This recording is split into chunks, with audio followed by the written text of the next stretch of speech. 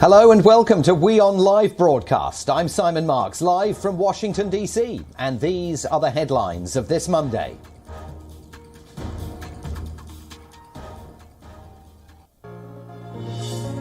Russian forces edge towards the center of the eastern Ukrainian city of Severodonetsk, while President Zelensky prepares to appeal to EU leaders to ban Russian oil imports.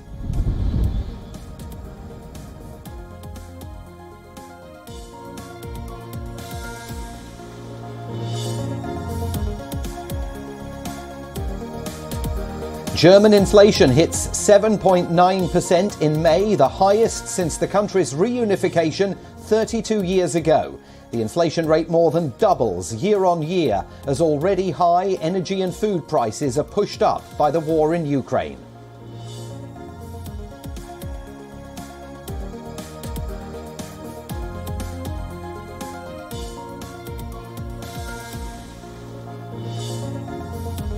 India's behemoth Life Insurance Corporation reports a profit of $306 million for the March quarter. That's down from $373 million a year earlier. This was LIC's first result since making its debut on the stock exchanges.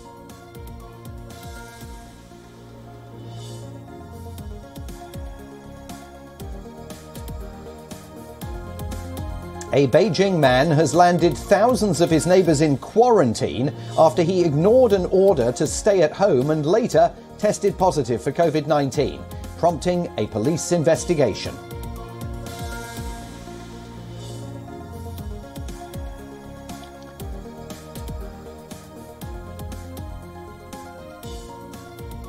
And the French government's Minister of Sport controversially claims the Champions League final between Liverpool and Real Madrid was marked by massive fake ticket fraud, as Paris faces intense criticism over the event's organisation.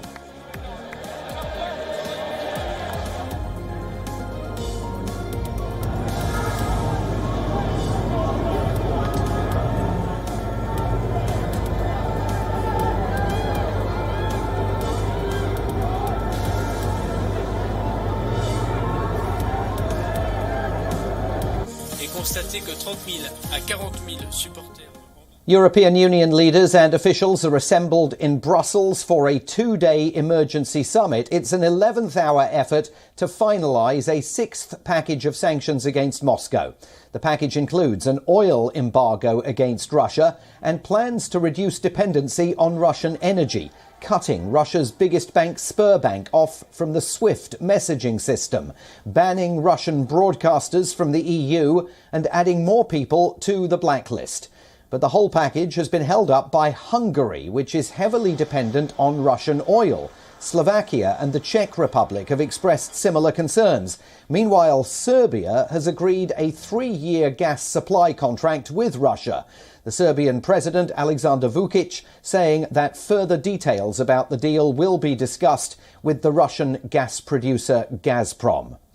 Joining me now live from Brussels is WION's correspondent there, Rosie Burchard. And Rosie, I think you've got a bit of breaking news for us on the latest state of play in all of these discussions. Is there now some indication of a possible resolution? Well, Simon, it seems to be very much in flux here. Just a few minutes ago, we had heard that indeed a deal was in sight. We heard from an EU official that EU leaders aimed to reach a political agreement on an oil embargo against Russia. That would be a compromise deal, not a full embargo, but targeting about 2/3 of the oil that the EU currently imports for Russia. However, Simon, we've seen now, just in the few minutes in between, different leaders saying different things. Now, you mentioned Hungary was originally the country which was most vocally opposed to this embargo. Well, the man of the hour, Hungarian Prime Minister Viktor Orbán, has now arrived at these talks, and he said there is no compromise yet whatsoever. So it looks like EU leaders are still looking towards some debate as these talks continue. The compromise which looks to be on the table, if there is a compromise to be struck, is to ban only imports of seaborne Russian oil and to have an exemption, for now at least, for imports of oil which arrive via pipeline. Now, that is the compromise put on the table to perhaps convince Hungary and other countries which are a bit sceptical so far of this plan for an embargo. Whether or not the deal is there to be struck now seems to be still very much in question, almost a month after the plans were initially put on the table. And so in that context, Rosie, I mean, we're a month into this. What difference can President Zelensky's personal intervention make? Are they, in any sense, going to listen to him and act on what he says?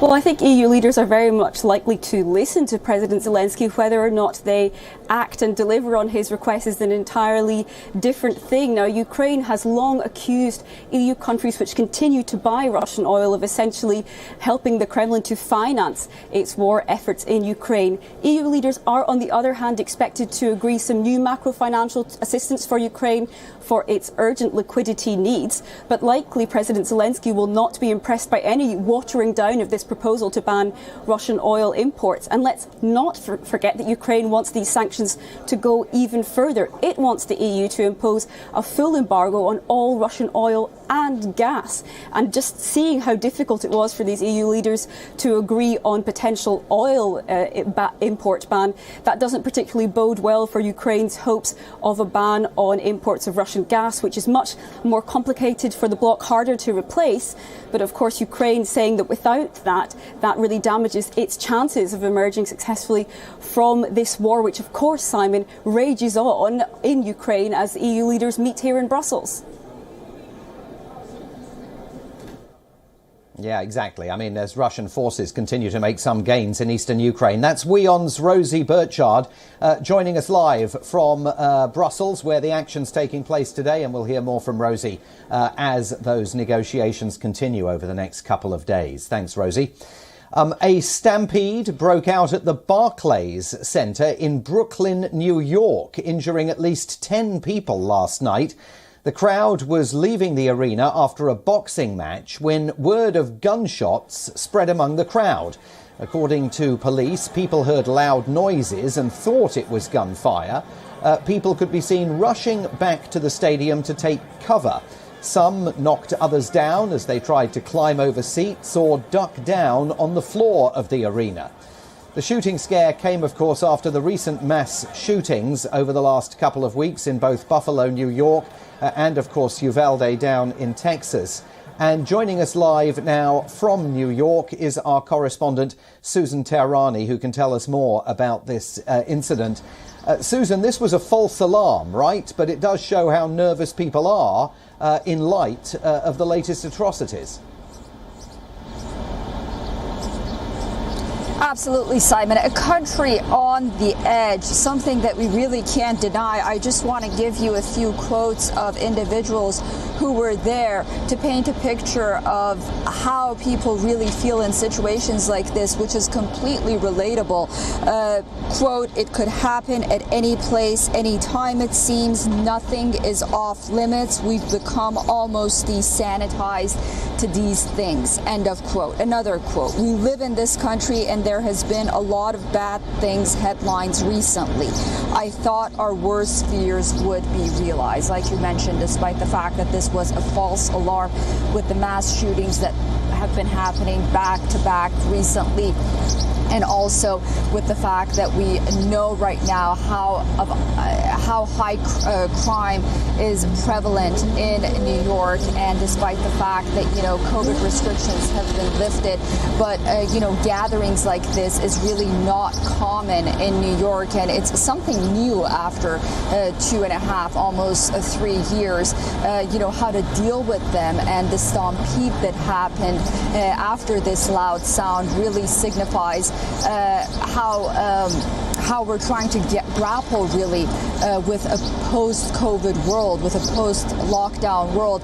And then, you have the mental health issue that's constantly being talked about regarding individuals that could become violent at any time in any place. Again, New York really being a hotspot. I mean, you have the national aspect of it with the gun violence and the high crime in a lot of urban states, but then New York itself, with the subway shootings and people being pushed on the railroad tracks. So all of this plays in the back of people's mind, and you just see, it's a very human reaction that even though, this was a false alarm, when they hear a loud sound, how people can react and how something like this could just go out of hand and so many people could be injured. And Susan, can we sort of reflect on the brittle state of American society on this Memorial Day holiday in the United States? It's not just a year this year. It's not just a day this year where people are going to be honouring the country's war dead. But they're also going to be thinking about the victims of gun violence, the COVID-19 death toll, and the general anxieties that are now rife in US society.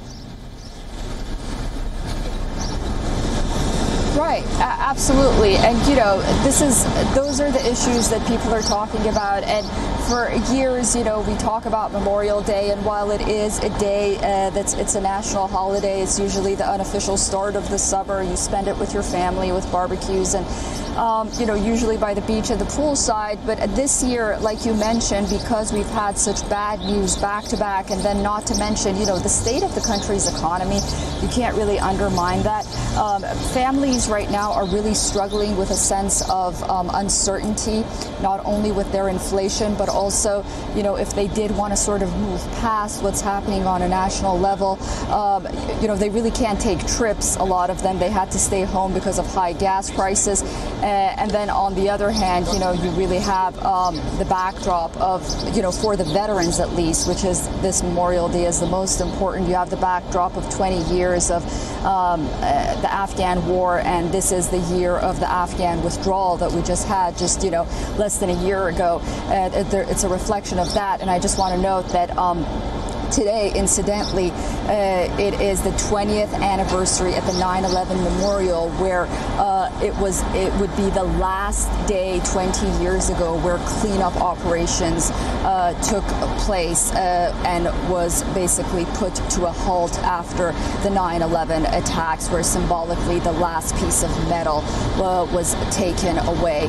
So a lot of significance here in New York on this Memorial Day, but also across the country. As you mentioned, and not only veterans are grappling with, what's happening, but a nation on edge on, how to move forward and how to try to find some kind of consensus to put this sort of hotbed of issues at rest and put partisanship aside. And we'll have to wait and see how if we come out of it on top, which we should. All very unusual in a country normally brash and self-confident.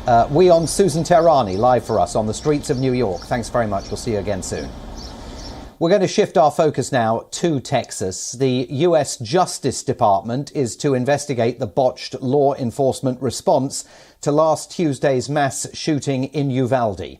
The review is being conducted at the request of the town's mayor. Law enforcement agencies in Uvalde are facing withering criticism from parents and community leaders for failing to act quickly enough to stop last Tuesday's massacre. Meanwhile, the US President and First Lady visited grieving families on Sunday. They tried to comfort the residents of Uvalde and could be seen at times wiping away tears as they visited memorials at the Robb Elementary School where the shooting occurred.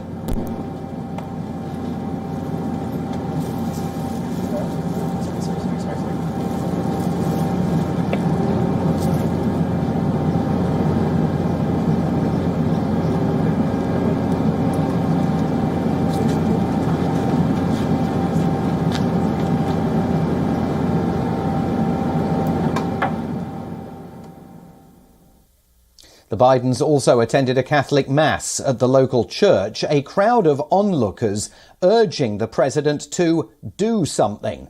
The president replied that he would, though he still has unveiled no concrete plans to deal with mass gun violence in the wake of the latest atrocities. Governor Greg Abbott, the Republican who leads Texas, also arrived at Uvalde for those commemorations, but was greeted with boos and shouts of anger from the crowd. Abbott has devoted his time in office to loosening gun laws in Texas and encouraging the state's citizens to arm up. But in Uvalde, many residents want those measures reversed.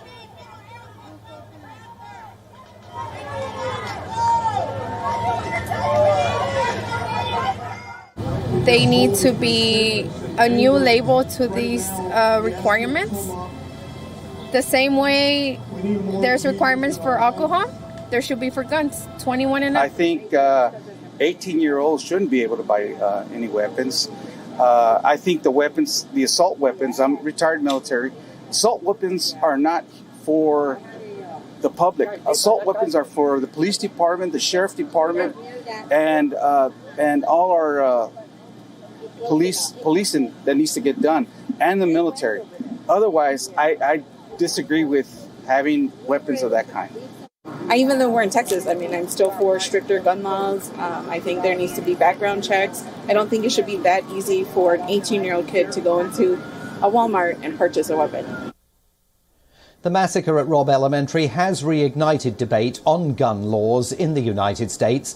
Amid growing calls to act, Democrats in Washington have offered tentative hope of a bipartisan but very limited gun reform agreement on gun reform legislation in Congress.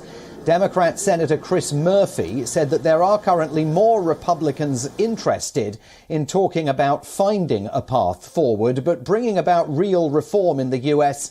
will be very difficult, since the Senate is split 50-50 between the Republicans and the Democrats. Even to secure passage of the very limited measures currently being discussed would require 10 Senate Republicans to vote in favour in order to win the 60 votes that are needed. The path to gun reform in the United States appears to remain an intractable climb.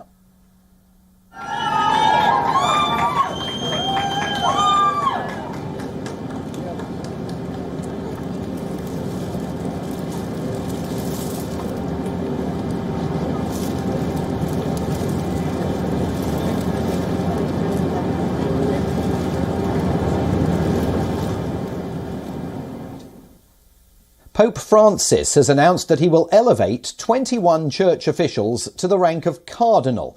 The elevation will be announced in a ceremony at the Vatican at the end of August. The new appointments will include 2 prelates from India and 1 each from Mongolia, Ghana, Nigeria, Singapore, East Timor, Paraguay and Brazil. This is in line with the Pope's determination to have church leaders reflect the global face of the Catholic Church.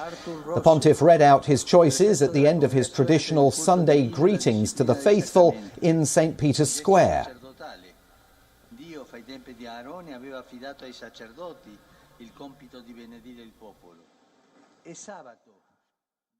Lunedì e martedì 29 e 30 agosto si terrà una riunione di tutti i cardinali per riflettere sulla nuova Costituzione Apostolica Predicate Evangelium. E sabato 27 agosto terrò un consistorio per la creazione di nuovi cardinali. After the August 27th ceremony, Francis will have appointed 83 of the 133 cardinal electors, thus increasing the possibility that his successor will reflect his positions on key ecclesiastical issues.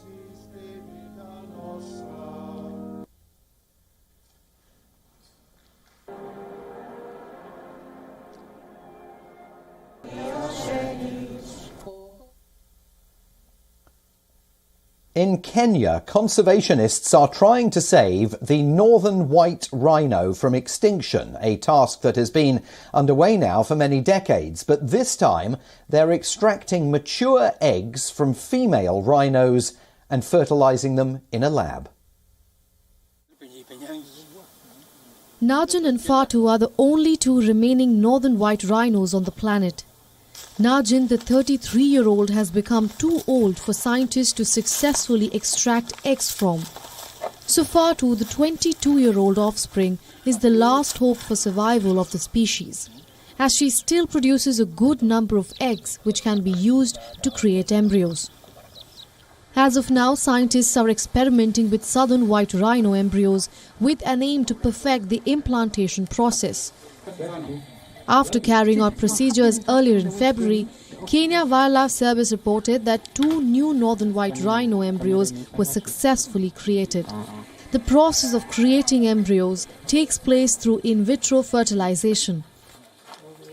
The most suitable means of reproduction for this species is in vitro fertilization, which is, involves the harvest of oocytes and in a lab environment, fusing the eggs with the sperm from the males that has been preserved over time to create an embryo. There is also equally and in tandem research on stem cell that is going on not in the country but in collaboration with other partners across the globe, particularly in Japan. Decades of poaching and illegal trade driven by the demand for rhino horns has taken a heavy toll on all rhino species. Rhino horns have long been used as carving material and prized in traditional Chinese medicine for their healing properties. Masses of southern white rhinos and black rhino species have fallen in number, resulted in them being listed as near threatened and critically endangered. This is by the International Union for Conservation of Nature. Experts say that if lessons are not learned, the toxic practice of poaching, along with the threat of climate change, will claim the lives of other species too. As per conservationists, 14 embryos have been created so far and stored in liquid nitrogen for preservation. The embryos will soon be transferred to southern female rhinos in the near future. Bureau Report, WION, World is One. Now, amazing events at the box office. Tom Cruise's Top Gun Maverick pulled in massive ticket sales over its opening weekend. The film brought in around $134 million and created a new high watermark for film premieres that take place over America's Memorial Day holiday weekend. Tom Cruise may have pulled off one of the greatest feats of his career. Top Gun Maverick, the long-awaited sequel to his 1986 blockbuster original, opened to a projected $151 million over the 4-day Memorial Day weekend in the U.S., making it the highest-grossing film debut of his career and his first to surpass $100 million on an opening weekend. Credit dazzling reviews, loads of nostalgia, and Cruise's return to the cockpit as Navy pilot Pete Maverick Mitchell, the actor telling Reuters that the role is truly one he relishes. I have such a passion and love for aviation. We just had a lot of fun. Top Gun Maverick was scheduled to open the summer of 2020 until the health crisis scrambled those plans. Moviegoers who flocked to the original, namely people now over 40, turned out in force, which is impressive given that demographic has been the most reluctant to return to theaters. Distributor Paramount Pictures hopes the film's strong word of mouth helps attract those not yet born when the original opened 36 years ago. Huge shot in the arm for cinemas as well there. Finally from us today, the return of a much beloved historical parade in the Belgian town of Dendermonde. Normally, residents must wait 10 years for a once-in-a-decade event marking the town's history, but because of COVID-19, there was a 12-year gap before this weekend's festivities could take place, and they involved 86,000 onlookers dancing along with a 15-foot-tall wooden horse. We're going to leave you with the visuals. I'll be back soon with another edition of WION Live Broadcast from Washington, D.C. Stay with WION for all your news updates. World is One.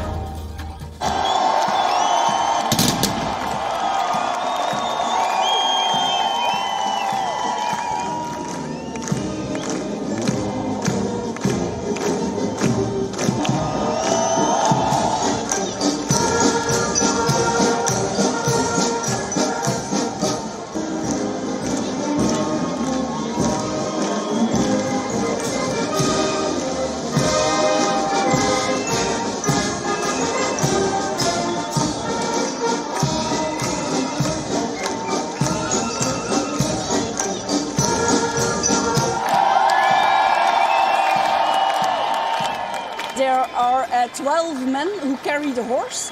There are 3 teams of them, so in total 3 times 12. They change because the horse weighs, with all the ornaments, it weighs 1,000 kilograms, so that's a lot. So 12 men, and they change.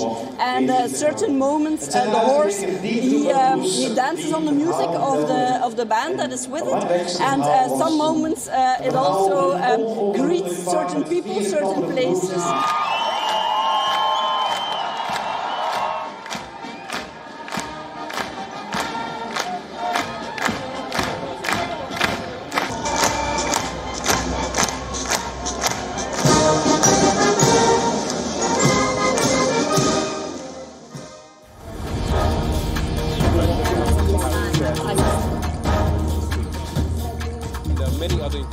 This is right, Arab.